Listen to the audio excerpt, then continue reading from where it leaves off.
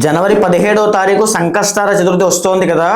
చాలామంది ఆ రోజున ఎలా సద్వినియోగం చేసుకోవాలి, వ్యాపార అభివృద్ధి కలగాలంటే ఇంకా స్వామివారికి ఏం చేయాలి, రుణ బాధలు పోవాలంటే, ఆర్థిక సమస్యలు పోవాలంటే ఇంకా ఏం చేయొచ్చు అని అడుగుతూ ఉంటారు.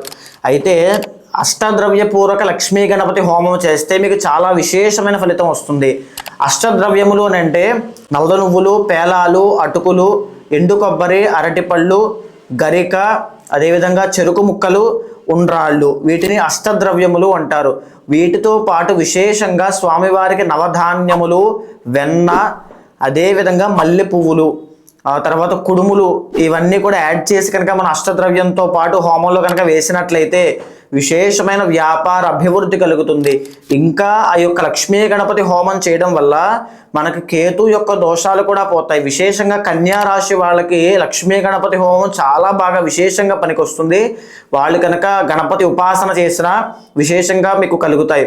అదేవిధంగా ఈ యొక్క సంకష్టహార చతుర్థి నాడు ఎడమవైపు తొండం ఉన్నటువంటి గణపతిని కనుక ఆరాధన చేస్తే వాస్తు దోషాలు కూడా పోతాయి. తప్పకుండా సంకష్టహార చతుర్థిని సద్వినియోగం చేసుకోండి. గణపతి యొక్క అనుగ్రహాన్ని పొందండి.